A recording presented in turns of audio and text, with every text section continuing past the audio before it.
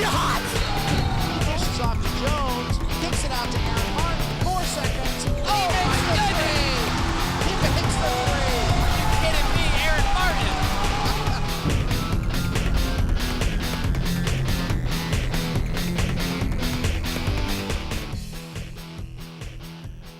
Well, welcome to this special tournament edition of Wildcat Week. I'm Roger Alcock. The men's basketball team has won the Crossroads League postseason tournament, and they have stayed ranked #1 for the entire season in the NAIA national polls. Well, they added to those accomplishments as well by winning the regular season outright. And in the league finals, in the postseason tournament, they took on Bethel College Pilots, a team that was without their leading scorer, Matt Schaus, who suffered an injury. Well, Bethel came out strong in this ball game and scored the first 5 points. The Pilots held on to the lead until DJ Bettinger nailed a 3 for the Wildcats, and he put them up 34-33. That basket started a 15-4 run to finish out the half for the Wildcats, and they scored then the first 8 points of the second half to lead or to build a 13-point lead on Bethel. Now, the Wildcats, they never let the lead fall to single digits the rest of the ball game, and Bettinger hit another 3 to give the Wildcats their biggest lead of the game at 80-60. The Wildcats went on to win the title with a final score of 87-72 as they were 51% from the field. Johnny Marlin came off the bench and went 4 for 8 from three-point range. He scored 18 points, had 4 assists. DJ Bettinger and Zach Vanderwater each contributed 13 points to the Wildcat victory. Now the men finish off the regular season, we said, ranked #1 in the NAIA with an overall record of 31-2, and again in the Crossroads League a record of 6-2. They were the regular season and postseason champions. Well, now that the season is over, we get to take a look at the postseason honors that the men's basketball team received, starting with Coach of the Year.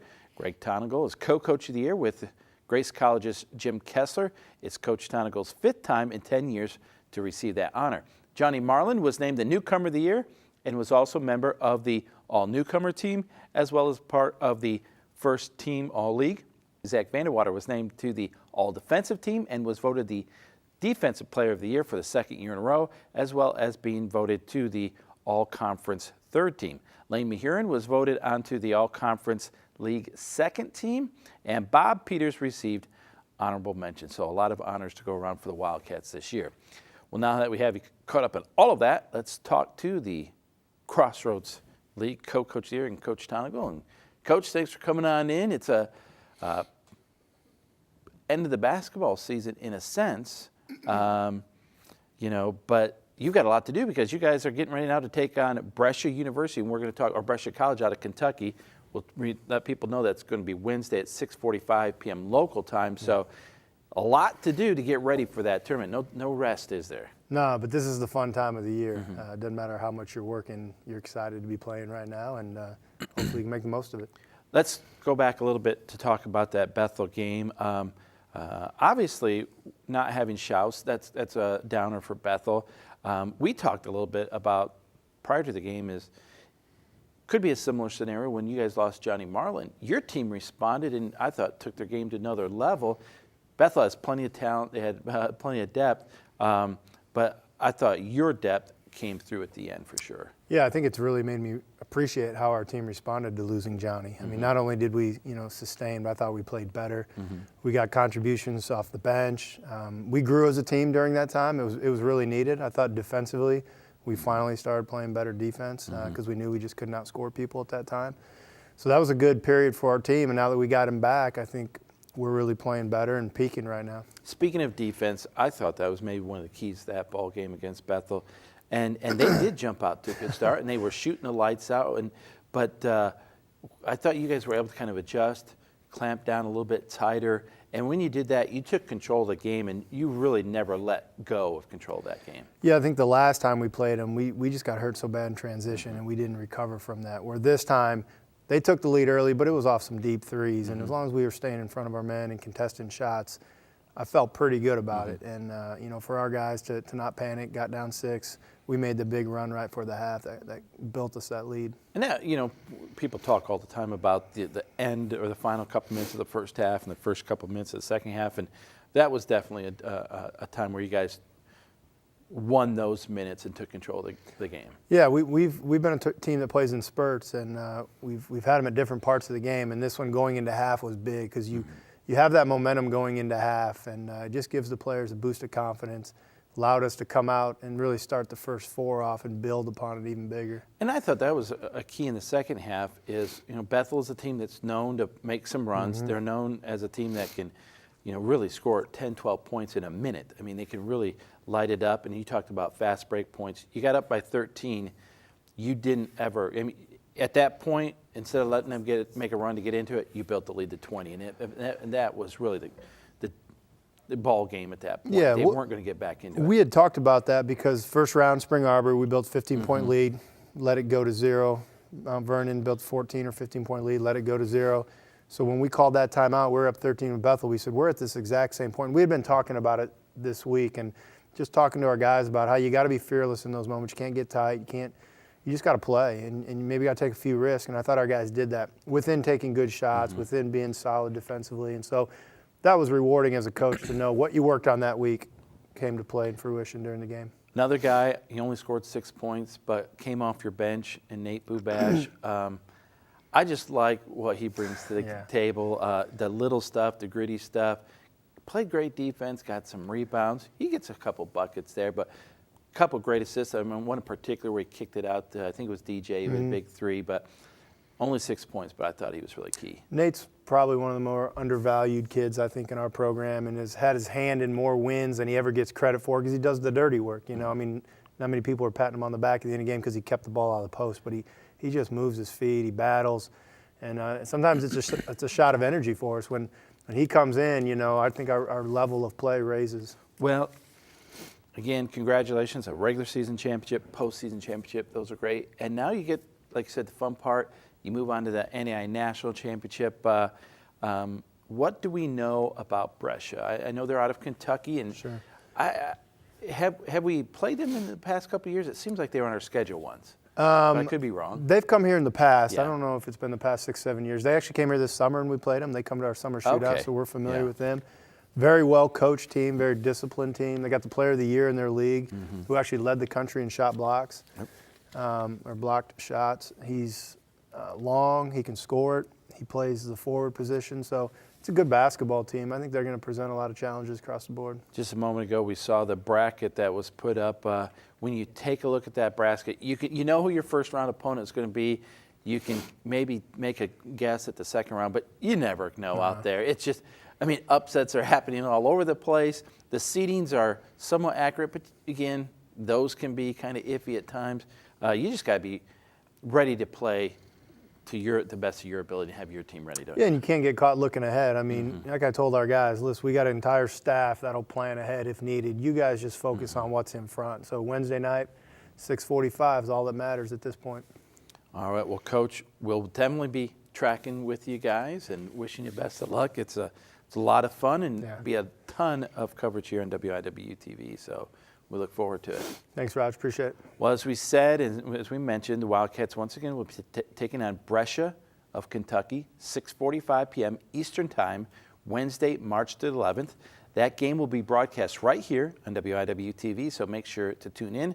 We'll also be bringing you all kinds of extra coverage from our special tournament website at wildcatcentral.tv. Again, that's wildcatcentral.tv. Well, when we come back, women's basketball head coach Steve Brooks will be joining us to discuss the Lady Wildcats season and look ahead towards their national tournament as well. So it's all ahead on Wildcat Week.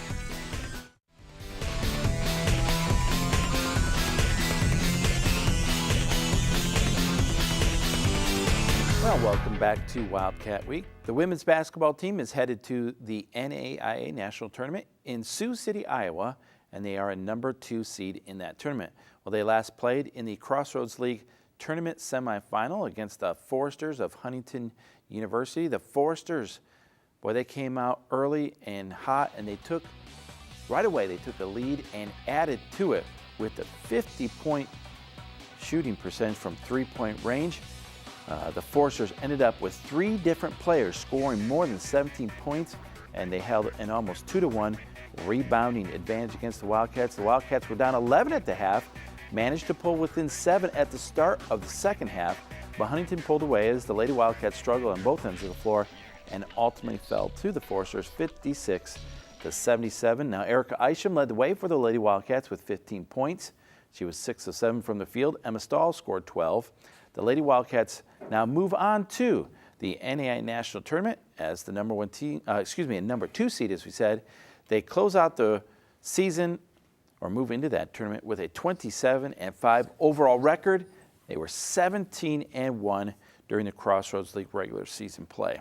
Well, head coach Steve Brooks was voted the Crossroads League Coach of the Year, and Katrina Blackman was voted the Crossroads League Basketball Player of the Year, as well as the first team all-selection. Chelsea Winter was named to the league's second team. Carly Cottrell and Emma Stahl each were recognized as Crossroads League honorable mentions. So now we welcome in, well, another Coach of the Year. We got Coaches of the Year all over the place around here. What's going on? Well, I don't feel much like Coach of the Year. So. Well, I believe this, and I would say that I think most people would agree that when a team wins a regular season championship, I really, to me, that has more value and weight than a postseason tournament because it's what happens over the course of a year or course of a season, the long haul. Having said that, you obviously want to play for and win a postseason championship. Right. So, but the honors are based on regular season accomplishments. Right, and I'm really thrilled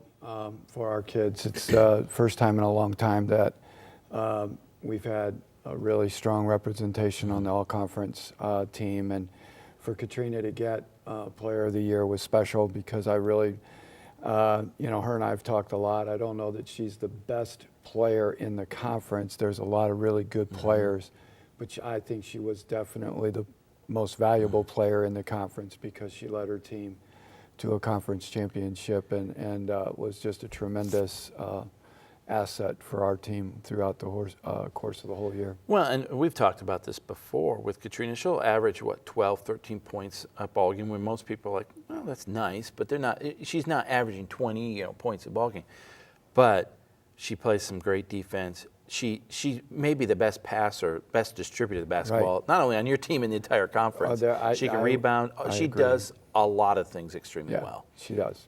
And the thing that she's done for us is she's brought that competitive fire and leadership to practice every day, and it's been a blessing to have her be a part of the program.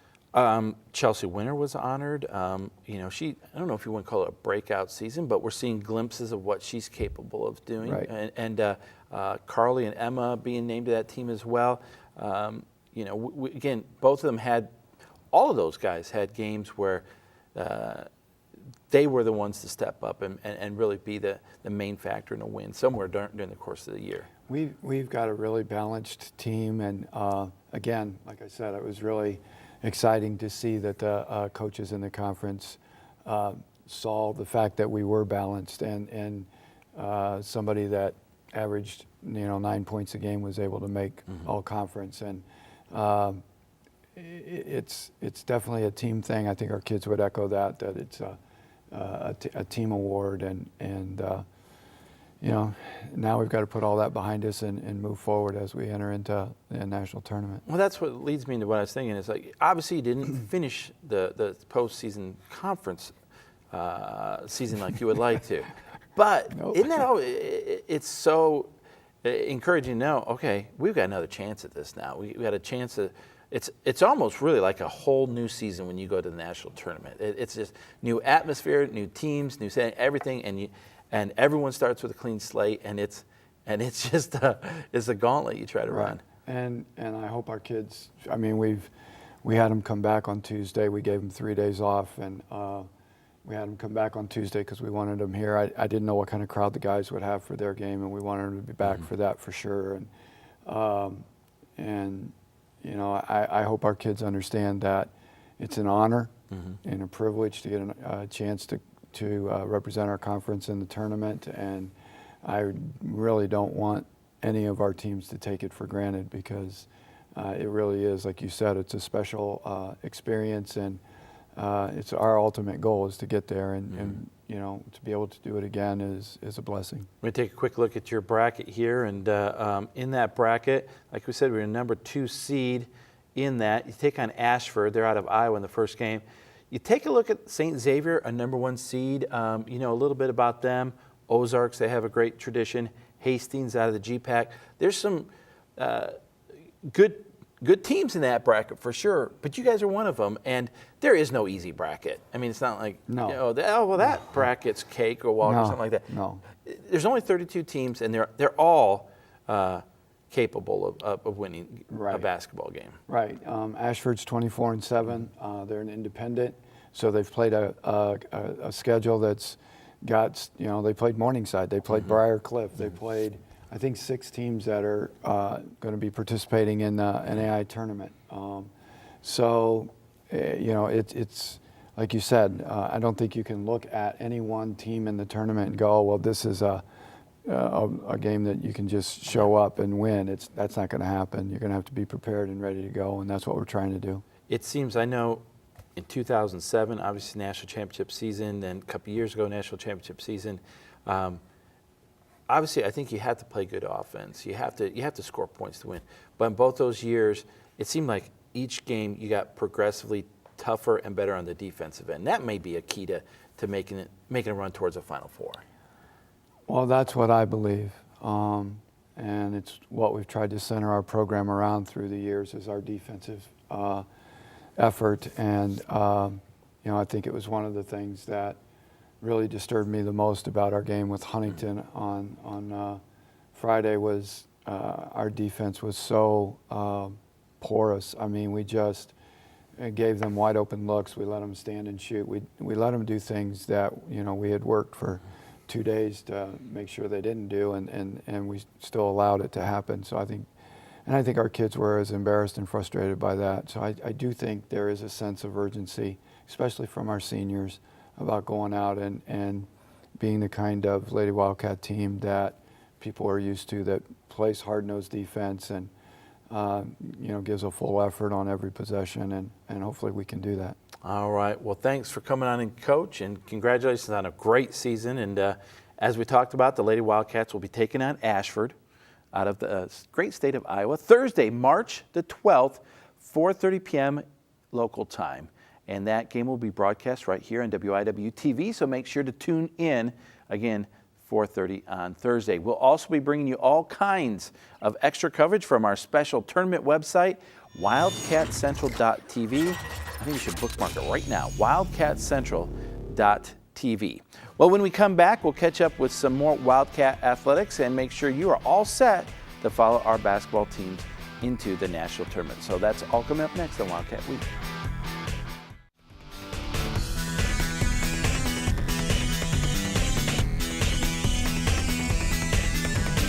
Welcome back to Wildcat Week. The indoor track and field teams are in Geneva, Ohio for the NAIA Indoor Track and Field National Championships. The meet goes on through March the 7th, but the teams have already gotten off to a great start. In the 5,000-meter run, Nino Bellinati set a new school record with a time of 14 minutes and 40.75 seconds. He qualified for the finals on March the 7th with a third-place finish out of a field of 25 runners. The women's distance medley team of Julie Camp, Talia Benware, Isabel Wharton, and Sarah McBeath ran a school record of 12 minutes, 6.41 seconds. They missed out on the finals by just 3 seconds. The women's 4x400 relay team of Emily Rupp, Emily Bantz, Hannah Williams, and Alex Miller, they also broke a school record with a time of 3 minutes, 55.62 seconds, but they did not make the finals in that run. Well, the tournament finishes up on the 7th, and then they move on to the outdoor season. Well, we want to remind you to check out all the coverage of the men and women's basketball teams by going to wildcatcentral.tv. Once again, that's wildcatcentral.tv. You'll be able to see what's going on behind all the action and keep up to date with your favorite Wildcat teams through pictures, blogs, and of course, tons of different videos. To give you an idea of the type of coverage you'll get to see on wildcatcentral.tv, here's a look back at our coverage of last year's national champions, the men's basketball Wildcats. We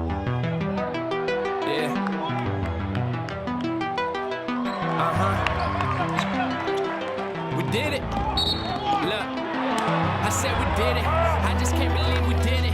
Look, we went all the way because Jesus was in it. We giving the glory, we three. Everybody know we live it. And it's a lie to telling you different. Survival of the fittest, provide us the strength that is in us. Isaiah 40:31, His truth is making us winners. No pretenders, we go 100 when we out on the court. We thank the community for their prayers and their support. It's more than a sport, but they hold us down at the fort. The Wildcats, we go hard from the first and the fourth. We hit the local paper, we the team they want to report.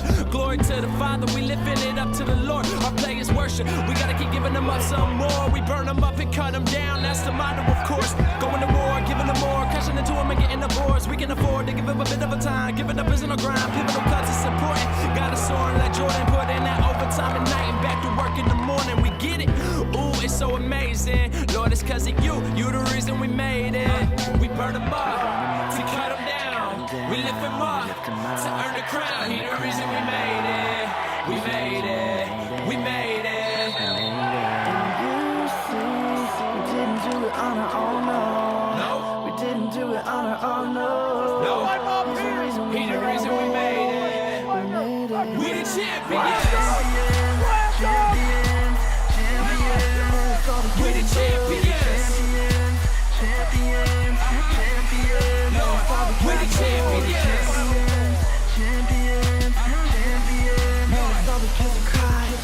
We free, yeah, we bound to the light. Let it blood, sweat, tears, you can call it a night. I just can't believe this, but you knew that this would happen ever since I was a fetus. Yeah, I took faith, let the Holy Spirit lead us to different arenas. All these teams trying to beat us, but we gave it to you. Yeah, we gave it to you. We started from the beginning, but Lord, you taking us through. Now we at the end, feeling like we hit the top. We light the torch, building on the rock, wings like eagles. The start of a secret with Jesus, it's hard to beat us, just like the heart of the people. Making good out of something that's intended for evil. Feeling like we in the movie, yeah, we crowded the breach. Waiting on the Lord, He's renewing my strength. Wanna not be weird, they shall walk and not faint. We three Wildcats going hard. We going far as a saint. We burn them up, to cut them down. We lift them up, to earn the crown. He the reason we made it. We made it, we made it. We didn't do it on our own, no. We didn't do it on our own, no. He's the reason we made it. We the champions. We the champions.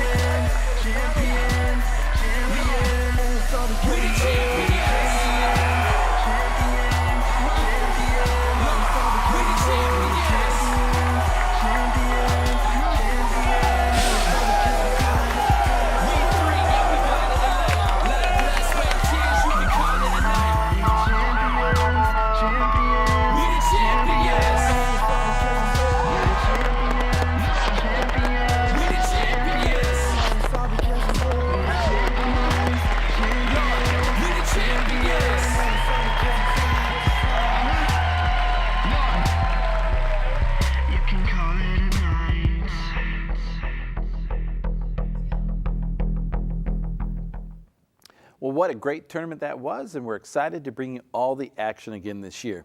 And that's all we have for you this week on Wildcat Week. But if you have any comments or suggestions about the show, we'd like to hear from you. You can write us here at the station, WIW-TV, 4201 South Washington Street, Marion, Indiana, 46953. You can visit our website, WIWTV.com. You can connect with us there and watch past episodes at WIWTV.com. Well, we look forward to being back with you next week. So for all of us here, thanks for watching Wildcat Week.